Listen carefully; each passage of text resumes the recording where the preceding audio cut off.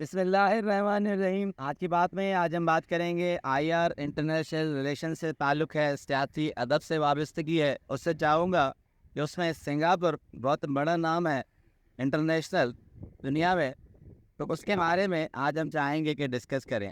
3 حوالے ہیں، تو ہو سکے اس کے بعد ہم دوسرا سیشن کریں۔ ایک ہے سنگاپور کی ہسٹری، دوسری اس سے وابستہ ایک شخصیت ہے لی کون یو، وہ شخصیت ہیں۔ اس کے بعد تیسری انسیت ہمارے پاکستان کے ایک وزیر اعظم سے ہے۔ تو آج چاہوں گا کہ سنگاپور کا چھوٹا سا ریویو لے کے اس پہ تفصیل سے بعد میں بات کریں گے، اور ہمارے پاکستان سے منسلک اور لی کون یو سے منسلک ایک موٹیویشن کا پہلو ہے، وہ چاہوں گا آپ سے ڈسکس کریں گے۔ سنگاپور بظاہر 640 مربع کلومیٹر کا ایک چھوٹا سا جزیرہ، جنگل تھا، بیابان تھا، مگر حیرت کی بات ہے کہ اسے دنیا کے 9 نمبر پر امیر ترین ممالک میں لینے والے لی کون یو ہیں۔ لی کون یو اور سنگاپور کی کنٹریبیوشن کیا ہے وہ تفصیل میں بعد میں بات ہوگی، مگر 1999 میں ہمارے ملک کے وزیر اعظم میاں نواز شریف نے وہاں وزٹ کیا تھا۔ حالانکہ 1990 میں لی کون یو دستبردار ہو چکے تھے، وہ سنگاپور کے پہلے پرائم منسٹر رہ چکے ہیں، اور سنگاپور کے لیے ایک انقلاب کی صورت انہوں نے برپا کی تھی۔ اس وقت جب 99 میں میاں نواز شریف صاحب گئے تھے تو اس وقت توم تیج کو توم، مگر میاں نواز شریف کو ایک تشنگی تھی کہ سنگاپور جو ایک جنگل بیابان اور جزیرے سے اٹھا تھا وہ اتنی ترقی کر گیا، تو انہیں اشتیاق ہوا کہ میں آخر ان سے ملوں اور ان سے معلوم کروں کہ کیا وجہ ہے اور کیا حالات تھے، کیا عناصر تھے کہ ہم اپنے ملک کو بھی اس نہج پر پیدا کر سکے۔ بڑی مشکل سے لی کون یو سے یہ شرف حاصل ہوا کہ وہ 15 منٹ کی ملاقات کریں گے اور اسی پرائم منسٹر میں آئیں گے سنگاپور کے، جہاں وہ رہ چکے تھے۔ اب ہماری کابینہ میاں نواز شریف کہتے ہیں 10 سے 12 افراد پاکستانی تھے اور 10 سے 12 افراد سنگاپور پارلیمنٹ کے لوگ تھے، اور وہاں لی کون یو سے ملاقات ہوئی تو ایک دوسرا انشاف ہوا میاں نواز شریف صاحب کے ساتھ کہ انہوں نے کہا کہ میں 8 مرتبہ پاکستان کا مختلف منصب پر دورہ کر چکا ہوں، میں پاکستان کے جغرافیکل اور وہاں کے حالات اور کلچرل ریویو سے بھی بخوبی واقف ہوں، مجھے پتہ ہے کہ پاکستان کے کونے کونے میں کیا ہوتا ہے۔ اب میاں نواز شریف کی تشنگی اور بڑھ گئی تو انہوں نے کہا کہ لی کون صاحب، آپ یہ بتا سکتے ہیں کہ جس طرح اب سنگاپور جن حالات پر ہے، دنیا کے اس ناش پر ہے، کیا پاکستان کبھی ہو سکے گا؟ کیونکہ آپ اس کے کونے کونے سے واقف ہیں، 8 مرتبہ آپ آ چکے ہیں۔ تو کہتے ہیں کہ وہاں کی بہت بڑی اخبار ہے دی ٹریٹ نے یہ ریویو لکھا تھا کہ لی کون یو نے تھوڑا سا سوچا اور بالکل کھرے انداز میں کہا کہ نہیں۔ اب سب حیران رہ گئے، کہا کہ سنگاپور کے حالات تو کیا، سنگاپور کے آدھے حالات تک بھی پاکستان کبھی بھی نہیں پہنچ سکتا ہے۔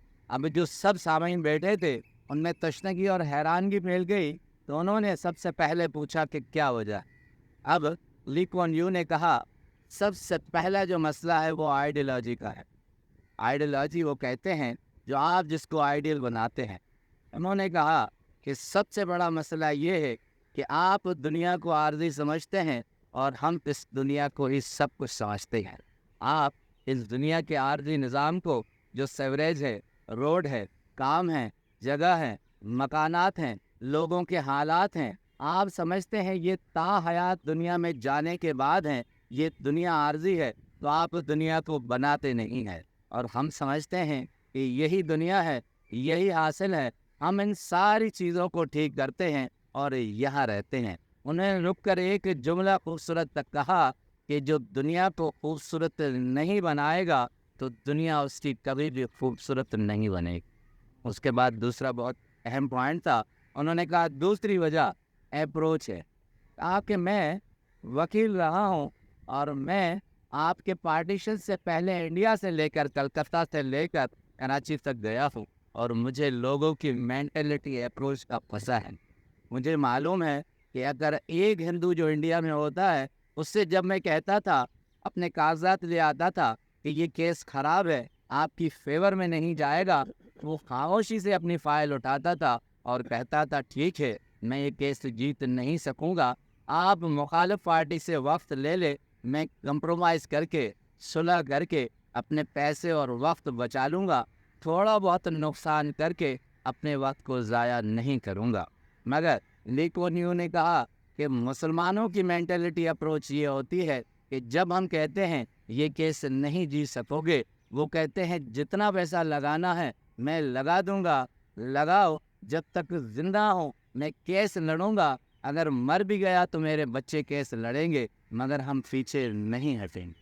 انہوں نے کہا یہ اپروچ جب ہو کہ کوئی بھی مذہب یا قوم اپنی قوم کو پیچھے مقدمات اور مسئلے دے تو وہ قوم کبھی بھی ترقی نہیں کر سکتی. اب تیسری اور آخری اہم وجہ لی کون یو نے بتائی کہ آپ کا سب سے بڑا مسئلہ یہ ہے کہ وہ ہے فوج.